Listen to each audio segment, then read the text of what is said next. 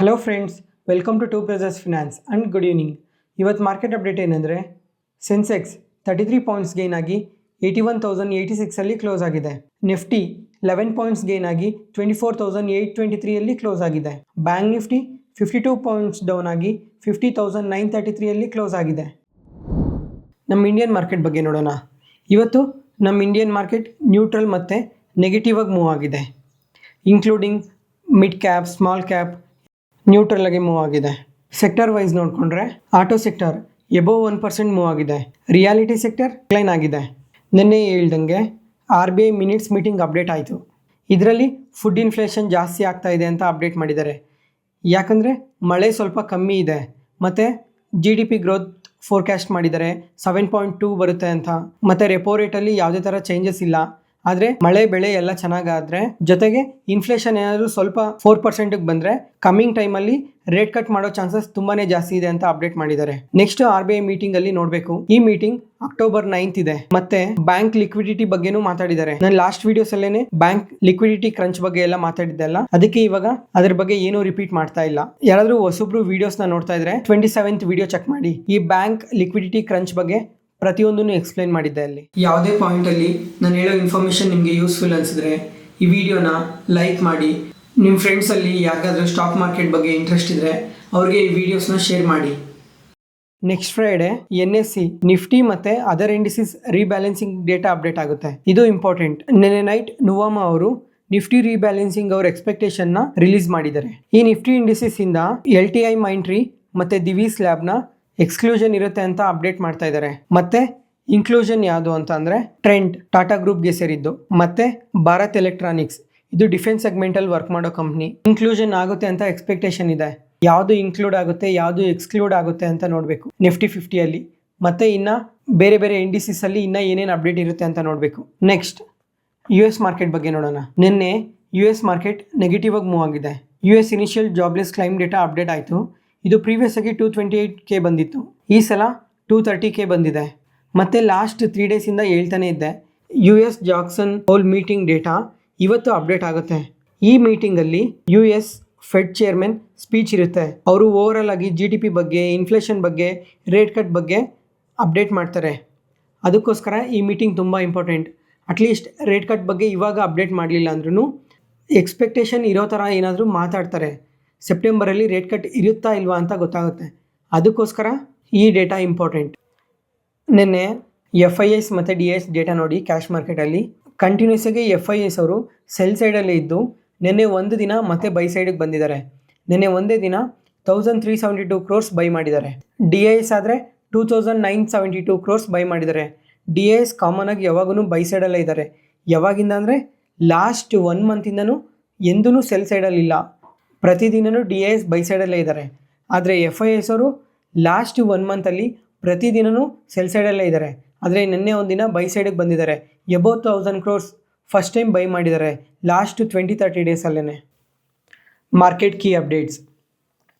SEBI Anil Ambani ಅವ್ರನ್ನ stock ಮಾರ್ಕೆಟಿಂದ 5 years ban ಮಾಡಿದೆ ಮತ್ತು 25 ಕೋಟಿ ಪೆನಾಲ್ಟಿ ಕಟ್ಟಬೇಕು ಅಂತ ಹೇಳಿದೆ. ಇದಕ್ಕೆ ರೀಸನ್ ಏನಂದರೆ ಕೆಲವೊಂದು ಲಿಸ್ಟೆಡ್ ಕಂಪನೀಸ್ ಫಂಡ್ನ ಮಿಸ್ಯೂಸ್ ಮಾಡಿದ್ದಾರೆ. ಅದಕ್ಕೆ ಸೆಬಿ ಈ ಥರ ಡಿಸಿಷನ್ ತೊಗೊಂಡಿದೆ ಅಂತ ಅಪ್ಡೇಟ್ ಆಗಿದೆ. ಈ ನ್ಯೂಸ್ ಅಪ್ಡೇಟ್ ಆದಮೇಲೆ ಅನಿಲ್ ಅಂಬಾನಿ ಅವ್ರಿಗೆ ಸಂಬಂಧಪಟ್ಟ ಎಲ್ಲ ಕಂಪನೀಸ್ ನೆಗೆಟಿವ್ ಆಗಿ ರಿಯಾಕ್ಟ್ ಆಗಿದೆ. ರಿಲಯನ್ಸ್ ಪವರ್ 5% ಡೌನ್ ಆಗಿದೆ. ರಿಲಯನ್ಸ್ ಇನ್ಫ್ರಾ 10% ಡೌನ್ ಆಗಿದೆ. ರಿಲಯನ್ಸ್ ಹೋಮ್ ಫಿನಾನ್ಸ್ 5% ಡೌನ್ ಆಗಿದೆ. JSW ಎನರ್ಜಿ ಅವರು ಒಂದು PPA ಸೈನ್ ಮಾಡಿದ್ದಾರೆ. PPA ಅಂದರೆ ಪವರ್ ಪರ್ಚೇಸ್ ಅಗ್ರಿಮೆಂಟ್ ಸೈನ್ ಮಾಡಿದ್ದಾರೆ ಬೆಸ್ಕಾಮ್ ಅವ್ರ ಜೊತೆ. 1.3 GW ಅಗ್ರಿಮೆಂಟ್ ಇದು 2044ವರೆಗೂ. ಇದು ಯಾವ ಪವರ್ ಪ್ಲ್ಯಾಂಟಿಂದ ಪವರ್ ಸಪ್ಲೈ ಮಾಡುತ್ತೆ ಅಂದರೆ ಕರ್ನಾಟಕಕ್ಕೆ ಬಿಗ್ಗೆಸ್ಟ್ ಸೋಲಾರ್ ಪವರ್ ಪ್ಲ್ಯಾಂಟ್ ಇದೆ ಅಲ್ಲ, ಆ ಪ್ಲ್ಯಾಂಟಿಂದ ಇದು ಪವರ್ನ ಟ್ರಾನ್ಸ್ಫರ್ ಮಾಡುತ್ತೆ.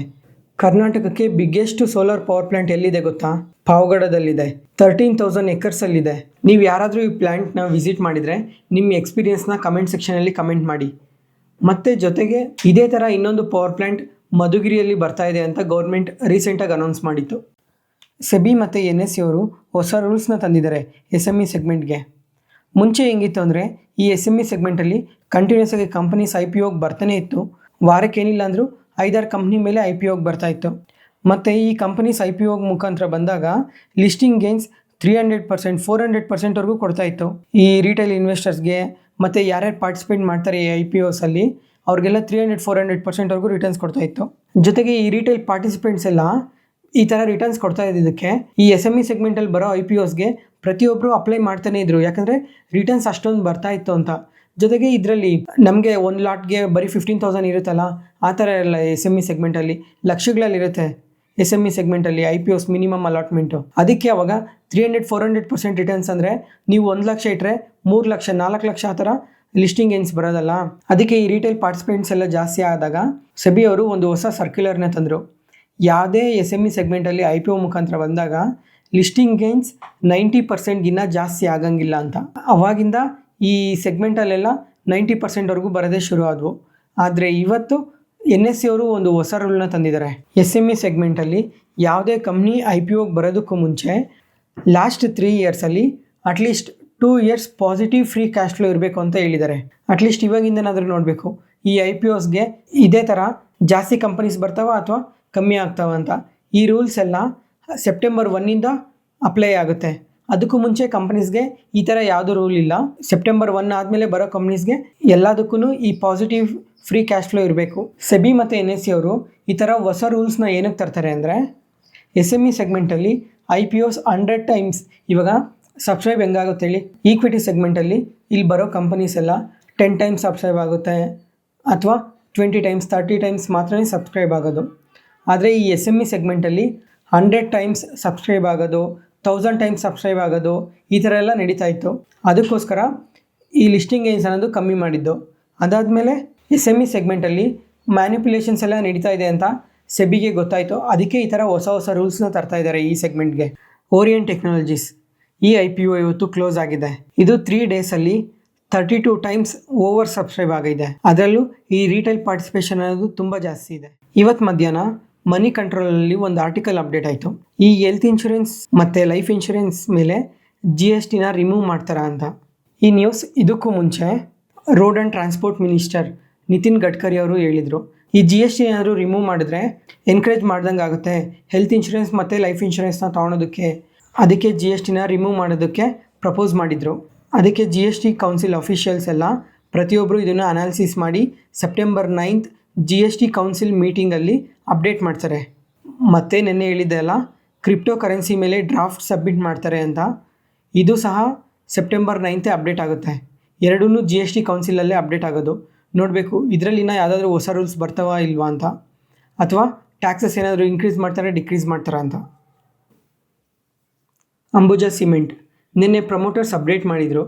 5% ಸ್ಟೇಕ್ನ ಸೆಲ್ ಮಾಡ್ತೀವಿ ಅಂತ ಹೇಳಿದರು, ಯಾಕಂದರೆ ಕಂಪನಿಯಲ್ಲಿ ಡೆಟ್ನ ಕಮ್ಮಿ ಮಾಡ್ಕೊಳೋದಕ್ಕೆ. ಇವತ್ತು ಅಂಬುಜಾ ಸಿಮೆಂಟಲ್ಲಿ 4,251 crores ವರ್ತ್ ಶೇರ್ಸ್ನ ಬ್ಲಾಕ್ ಡೀಲಲ್ಲಿ ಸೆಲ್ ಮಾಡಿದ್ದಾರೆ. ಆದರೂ ಇಂಟ್ರಾಡೇ ಸೆಷನಲ್ಲಿ ಶೇರ್ ಪ್ರೈಸ್ ಸ್ಟಾರ್ಟಿಂಗಲ್ಲಿ ಪಾಸಿಟಿವ್ ಆಗಿ ಮೂವ್ ಆಗಿ ಮತ್ತು ಮಾರ್ಕೆಟ್ ಎಂಡ್ ಆಗೋಷ್ಟೊತ್ತಿಗೆ ಡೌನ್ ಆಗಿದೆ. 2 ಡೇಸ್ ಬ್ಯಾಕ್ ನ್ಯೂಸ್ ವಿಡಿಯೋಲ್ಲಿ ಅಪ್ಡೇಟ್ ಮಾಡಿದ್ದೆ, ಡಿಫೆನ್ಸ್ ಮಿನಿಸ್ಟರ್ ರಾಜನಾಥ್ ಸಿಂಗ್ ಅವರು USA ವಿಸಿಟ್ ಮಾಡ್ತಾರೆ ಅಂತ. ಅಲ್ಲಿ US ಡಿಫೆನ್ಸ್ ಸೆಕ್ರೆಟರಿ ಹತ್ರ SOSA ಸೈನ್ ಮಾಡಿದ್ದಾರೆ. ಅದಕ್ಕೆ ಇವತ್ತು ಡಿಫೆನ್ಸ್ ಸ್ಟಾಕ್ಸಲ್ಲಿ ಪಾಸಿಟಿವ್ ಆಗಿ ರಿಯಾಕ್ಟ್ ಆಗಿದೆ. ಅದರಲ್ಲೂ HAL ನಿಯರ್ಲಿ 2%ವರೆಗೂ ಮೂವ್ ಆಗಿದೆ. ಮತ್ತು PM ನರೇಂದ್ರ ಮೋದಿ ಅವರು ಉಕ್ರೇನ್ಗೆ ಹೋಗಿದ್ದಾರೆ. ಅಲ್ಲಿಂದ ಏನಾದರೂ ಹೊಸ ಡಿಫೆನ್ಸ್ ರಿಲೇಟೆಡ್ ಆರ್ಡರ್ಸ್ ಏನಾದರೂ ಅಥವಾ ಹೊಸ ಡೀಲ್ಸ್ ಏನಾದರೂ ಬರುತ್ತಾ ಅಂತ ನೋಡಬೇಕು. ಆಂಧ್ರ ಪೇಪರ್ ಈ ಕಂಪನಿ ಸ್ಟಾಕ್ ಸ್ಪ್ಲಿಟ್ ಅನೌನ್ಸ್ ಮಾಡಿದೆ. 1:10 ರೇಷಿಯೋ ಅಲ್ಲಿ 1 ಶೇರ್ಸ್ ಇದ್ದರೆ ಅದು 10 ಶೇರ್ಸ್ ಆಗುತ್ತೆ. ಈ ಸ್ಟಾಕ್ ಸ್ಪ್ಲಿಟ್ ಎಕ್ಸ್ ಡೇಟ್ ಬಂದು 11th ಸೆಪ್ಟೆಂಬರ್. ಸ್ಟಾಕ್ ಸ್ಪ್ಲಿಟ್ ಆದಾಗ ಹಂಗೆ ಪ್ರೈಸ್ ಕೂಡ ಅಡ್ಜಸ್ಟ್ ಆಗುತ್ತೆ. ಇದೊಂದೇ ಅಲ್ಲ, ಸ್ಟಾಕ್ ಸ್ಪ್ಲಿಟ್ ಆದಾಗ ಡಿವಿಡೆಂಡ್ಸ್ ಅನೌನ್ಸ್ ಮಾಡಿದಾಗ ಎಲ್ಲನೂ ಪ್ರೈಸ್ ಅಡ್ಜಸ್ಟ್ ಆಗ್ತಾ ಹೋಗುತ್ತೆ.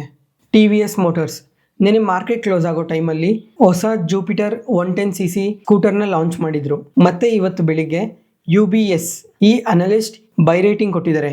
3,200ಗೆ ರೀಚ್ ಆಗುತ್ತೆ ಅಂತ ಟಾರ್ಗೆಟ್ ಪ್ರೈಸ್ ಕೊಟ್ಟಿದ್ದಾರೆ. ಇದಕ್ಕೆ ರೀಸನ್ ಏನು ಹೇಳ್ತಾ ಇದ್ದಾರೆ ಅಂದರೆ ಸಿಗ್ನಿಫಿಕೆಂಟ್ ಅಪ್ಗ್ರೇಡ್ ಇದೆ ಓಲ್ಡ್ ಮಾಡೆಲ್ಗೆ ಕಂಪೇರ್ ಮಾಡಿಕೊಂಡ್ರೆ, ಮತ್ತು ಅಡಿಷ್ನಲಾಗಿ ವ್ಯಾಲ್ಯೂಮ್ಸ್ ಎಲ್ಲ ಇನ್ಕ್ರೀಸ್ ಆಗ್ತಾ ಇದೆ, ಜೊತೆಗೆ ಹೊಸ ಹೊಸ ಲಾಂಚಸ್ ಬರ್ತಾ ಇದೆ ಅಂತ ಅಪ್ಡೇಟ್ ಮಾಡಿದ್ದಾರೆ. ಈ ನ್ಯೂಸ್ ಅಪ್ಡೇಟ್ ಆದಮೇಲೆ ಮತ್ತೆ ಬೈಕ್ನ ಲಾಂಚ್ ಮಾಡಿರೋದಕ್ಕೆ ಇವತ್ತು ಶೇರ್ ಪ್ರೈಸ್ ಪಾಸಿಟಿವ್ ಆಗಿ ರಿಯಾಕ್ಟ್ ಆಗಿ 4% ರೀಚ್ ಆಗಿದೆ. CDSL ಸ್ಟಾಕ್ ಸ್ಪ್ಲಿಟ್ ಆಗಿದೆ 1:1 ರೇಷಿಯೋ ಅಲ್ಲಿ ನಿಯರ್ಲಿ 2,900 ಟ್ರೇಡ್ ಆಗ್ತಾಯಿತ್ತು ನಿನ್ನೆ. ಇವತ್ತು ಸ್ಟಾಕ್ ಸ್ಪ್ಲಿಟ್ ಆದಮೇಲೆ 1600 ಟ್ರೇಡ್ ಆಗ್ತಾ ಇದೆ. ಸ್ಟಾಕ್ ಸ್ಪ್ಲಿಟ್ ಆದಮೇಲೆ ಇವತ್ತು ಮತ್ತೆ 12% ವರೆಗೂ ಮೂವ್ ಆಗಿದೆ. ಈ ಸ್ಟಾಕ್ ಸ್ಪ್ಲಿಟ್ ಆದಮೇಲೆ ಕ್ರೆಡಿಟ್ ಆಗಿದೆಯಾ ಇಲ್ವಾ ಅಂತ ಕಮೆಂಟ್ ಸೆಕ್ಷನಲ್ಲಿ ಕಮೆಂಟ್ ಮಾಡಿ. Block deals. ಸನ್ ಫಾರ್ಮಾ ಈ ಕಂಪನಿಯಲ್ಲಿ ಒಂದು ಬ್ಲಾಕ್ ಡೀಲ್ ನಡೆದಿದೆ. 1.61 ಮಿಲಿಯನ್ ಶೇರ್ಸ್ ಎಕ್ಸ್ಚೇಂಜ್ ಆಗಿದೆ.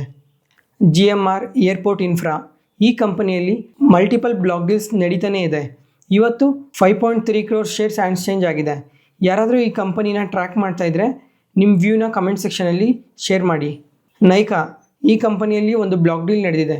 4.1 crore ಶೇರ್ಸ್ ಎಕ್ಸ್ಚೇಂಜ್ ಆಗಿದೆ. ದೇವಯಾನಿ ಇಂಟರ್ನ್ಯಾಷನಲ್ ಈ ಕಂಪನಿಯಲ್ಲಿ 42 lakh ಶೇರ್ಸ್ ಎಕ್ಸ್ಚೇಂಜ್ ಆಗಿದೆ.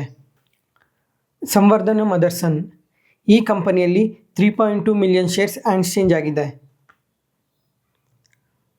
ಯಾವುದೇ ಪಾಯಿಂಟಲ್ಲಿ ನಾನು ಹೇಳೋ ಇನ್ಫಾರ್ಮೇಷನ್ ನಿಮಗೆ ಯೂಸ್ಫುಲ್ ಅನಿಸಿದ್ರೆ ಈ ವಿಡಿಯೋನ ಲೈಕ್ ಮಾಡಿ, ಶೇರ್ ಮಾಡಿ, ಸಬ್ಸ್ಕ್ರೈಬ್ ಆಗಿ. Thank you.